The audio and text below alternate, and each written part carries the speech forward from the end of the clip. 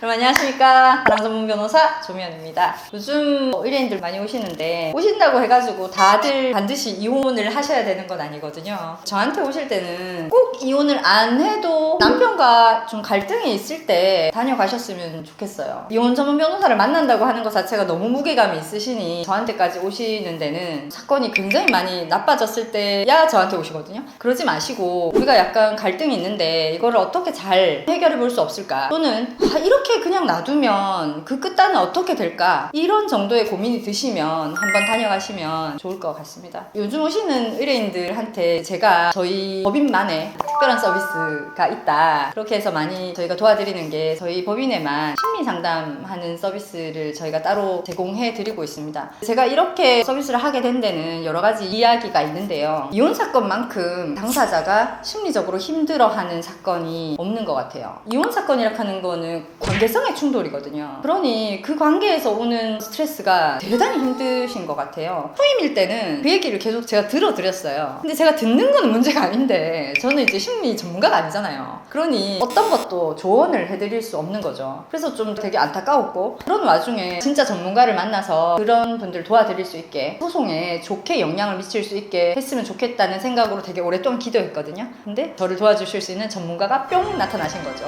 그래서 요즘 그 교수님 도움 받아서 잘 해나가고 있습니다. 이혼 소송이 있어가지고 언제 의뢰인들이 가장 불안할 것 같아요? 이혼 소송이 사실 한 1년 정도 가거든요. 언제 제일 불안할 것 같아요? 의뢰인이 극도로 불안을 나타내는 시기는 언제냐면 저랑 계약을 하고 상대방한테 소장이 송달될 때까지예요. 너무 불안할 것 같아요. 저랑 이제 계약을 했으니 마음을 먹었고 일은 시작이 됐는데 상대방은 모르거든요. 그 시간 동안이 너무너무 힘들고 어려워요. 그래서 저희 법인에 오셔서 저랑 같이 일을 하시면 그 시간 동안 심리 상담을 통해 가지고 저희가 도와드리는 거죠. 이혼 소송을 한다 하는 거는 어떤 한 개인의 인생에 있어 가지고 진짜 큰일이거든요. 인생을 살아간다고 하는 것은 시간과 공간을 채우는 것이다, 이런 말이 있는데 혼인관계야말로 시간과 공간을 채우는 거죠. 그 사람이랑 시간을 함께 보내고 그 사람이랑 공간을 함께 채웠거든요. 근데 내 인생이 한 어떤 영역을 이제 통째로 덜어내는 거라고 비슷하게 생각할 수 있거든요. 얼마나 힘든 일이에요. 그렇기 때문에 본인이 이거를 결정하기도 어렵고 결정을 하고 나서도 계속 잘했는지 의심이 들어요. 그런 시간이 소장이 송달될 때까지 극심하게 되는 거죠. 저랑 같이 일하시면 제가 전문가를 모시고 도와드립니다. 제가 저 스스로를 사랑 전문 변호사라고 이제 소개하게 된 것은 여러 가지 배경이 있는데, 생각해보면 저야말로 사람들의 사랑의 끝단을 보는 거죠. 어떤 사랑이든 관계없이 법이 정하는 사랑이든 법이 정하지 않는 사랑이든 어느 사랑의 끝단을 보는 거라서 그 다음부터는 이혼 전문 변호사 말고 저 사랑 전문 변호사라고 제가 저 자신을 소개하게 됐거든요.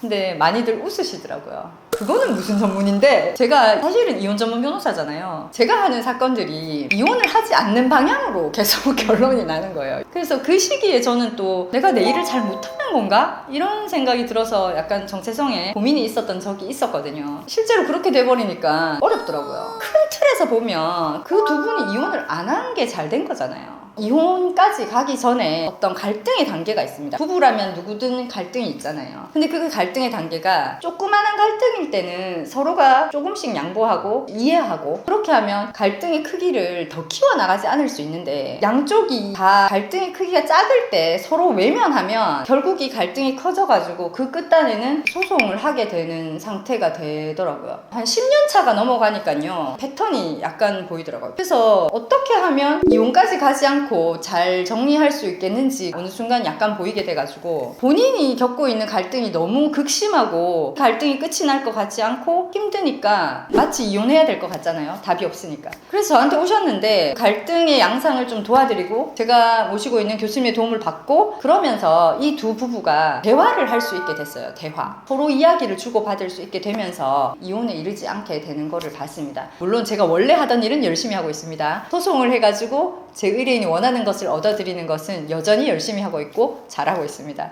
근데 요즘 조금 더 특별히 관심을 가지고 신경 쓰고 있는 부분은 이 부분이거든요. 이혼이 시작되기 전에 어떻게 하면 관계가 극단으로 치닫지 않게 도와드릴 수 있을까, 이 부분에 더 신경을 쓰고 있고, 부부 사이에 갈등이 있지만 해결을 어떻게 해야 될지 잘 모를 때 저를 찾아주시면 방법을 찾아드릴게요. 제가 짧고 간명하게 말씀드리면 이건 거죠. 내가 기분 상했다는 거를 상대방 기분 상하지 않게 전달하는 대화하는 것을 우리가 익혀야 되거든요. 내가 기분 상했다고 해가지고 상대방도 반드시 기분 상하게 해야 하는 것은 아니지만 우리가 많이 그렇게 합니다. 저도 그렇게 할 때가 있습니다. 이런 대화의 기술이야말로 되게 고급 기술이고 꽤나 많이 훈련이 필요합니다. 못할 일은 아니고요. 애를 써서 하면 분명히 할 수 있고요. 많은 성과도 있었습니다. 관심이 있으시면 연락을 주시고요. 적극적으로 도와드리도록 하겠습니다. 감사합니다.